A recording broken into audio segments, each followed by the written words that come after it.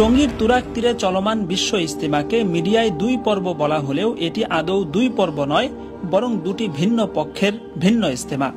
যেই তাবলিগের 6টি মূলনীতির অন্যতম ছিল ইকরামুল মুসলিমিন তথা মুসলিম ভাইকে সম্মান করা, সেই তাবলিগের মধ্যে নজিরবিহীন সংঘর্ষে তৈরি হয়েছে দুটি পক্ষ। মূলত দিল্লির মাওলানা সাদ সাহেব নিজেকে বিশ্ব তাবলিগের একক আমির ঘোষণা করা এবং বিভিন্ন বিষয়ে মারাত্মক বিভ্রান্তিকর বক্তব্যের কারণে এই জটিলতার সৃষ্টি হয়েছে। 1926 সালে ভারতের মেওয়াতে দেওবন্দি ঘরানার আলেম মাওলানা ইলিয়াসের হাত ধরে তাবলিগের এই ধারার সূচনা হয়। প্রতিষ্ঠার পর থেকে প্রায় 100 বছর যাবত বরকতময় এই সংগঠনের মাধ্যমে বিশ্বের কোটি কোটি মানুষ হেদায়েতের দিশা পেয়েছে। তাবলিগের মেহনতে কত অমুসলিম মুসলমান হয়েছে, কত মানুষ পরিপূর্ণ ইসলামী জীবনযাপন শুরু করেছে, তার কোনো হিসেব নেই। ইসলামের সততা, ইনসাফ ও সাদাসিধে জীবনাচারের আদর্শ নমুনা ছিল এই তাবলিগ জামাত। এটি ছিল একমাত্র সংগঠন যাদের ব্যাপারে বিএনপি, আওয়ামী লীগ, জামায়াত, জাতীয় পার্টি দলমত নির্বিশেষে দেশের সমস্ত মানুষ যাদেরকে ভালোবাসত। বিশেষ করে বাংলাদেশের বিশ্ব ইজতেমা হজের পর পৃথিবীর মুসলিমদের বৃহত্তম জামায়াত, যার মধ্য দিয়ে বিশ্ব দরবারে বাংলাদেশের ভাবমূর্তিও উজ্জ্বল হয়েছিল। সমস্যার উৎপত্তি 2014 সালে তাবলিগের শীর্ষ মুরব্বী দিল্লির মাওলানা জুবাইরুল হাসানের ইন্তেকালের পর থেকে। তখন এই মাওলানা সাদ সাহেব অনেকটা প্রধান মুরব্বীর ভূমিকায় অবতীর্ণ হন এবং একের পর এক বিভ্রান্তিকর বক্তব্য দিতে শুরু করেন, যার মধ্যে অন্যতম হচ্ছে ক্যামেরা মোবাইল পকেটে নিলে নামাজ হবে না, যে আলেমগণ ক্যামেরাওয়ালা মোবাইল রাখাকে জায়েজ বলেন, খোদার কসম তারা গাধা গাধা গাধা। শুধু তাবলিগি নবীদের কাজ, এছাড়া দিনের যত কাজ আছে অর্থাৎ দ্বীনি ইলম শিখা, শিখানো, আত্মশুদ্ধি, কিতাবাদি রচনা করা কোনোটাই নবুয়তের কাজ নয়। তর্জমা না জেনে কুরআন তিলাওয়াত করলে সোয়াব তো হবেই না, উল্টা গুনাহ হবে। যেসব আলেম মাদ্রাসা মসজিদে পড়িয়ে বেতন নেন তাদের বেতন বেশ্যার উপার্জনের চেয়েও খারাপ, বেশ্যারাও তাদের আগে জান্নাতে যাবে। এই ধরনের ভয়ানক বক্তব্যের কারণে উপমহাদেশীয় মুসলিমদের শীর্ষতম ধর্মীয় কেন্দ্র দারুল উলুম দেওবন্দ থেকে মাওলানা সাদ সাহেবের বক্তব্যকে ভ্রান্ত বলে ফতোয়া দেওয়া হয় এবং তাকে এগুলো প্রত্যাহার করার আহ্বান জানানো হয়।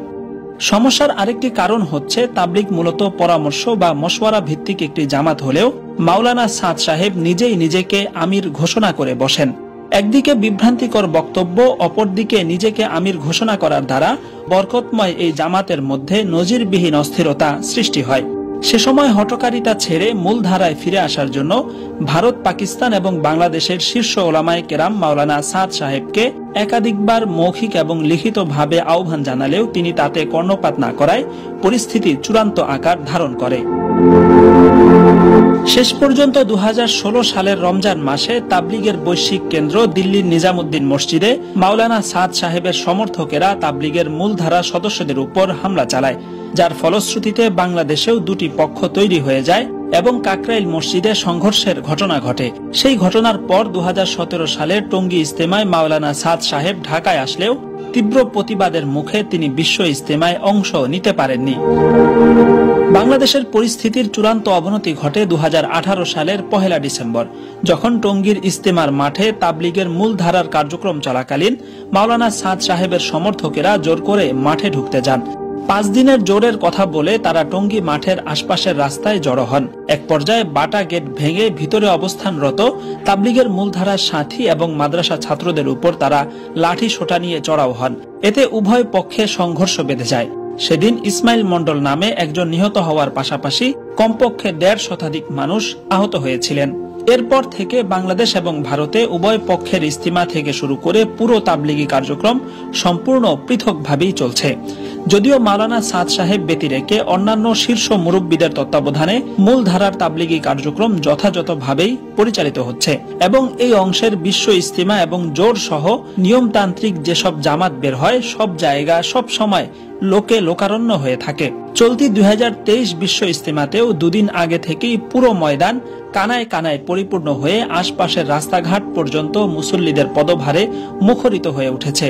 বিশ্বের অজস্র দেশের 10,000-এর বেশি বিদেশি মেহমান এই ইজতেমায় শরীক হয়েছেন। মিডিয়ায় ইচ্ছায় বা অনিচ্ছায় এটিকে ইজতিমার প্রথম পর্ব বলে প্রচার করা হলেও এটি আসলে কোনো পর্ব নয়, বরং মূলধারার তাবলিগের একমাত্র ইজতেমা। অবশ্য পরবর্তী সপ্তাহে মাওলানা সাদ সাহেবের অনুসারীদের নিজস্ব একটি ইজতিমা হওয়ার কথা রয়েছে। মাওলানা সাদ সাহেব যদি দারুল উলুম দেওবন্দের নির্দেশিত পন্থায় তার চরম বিভ্রান্তিকর বক্তব্য প্রত্যাহার করেন এবং নিজেকে একক আমির ঘোষণা থেকে সরে আসেন, তাহলে হয়তো জোর মিল মোহাব্বতের সেই তাবলিগকে আবার একসাথে এক কাতারে দেখা যাবে।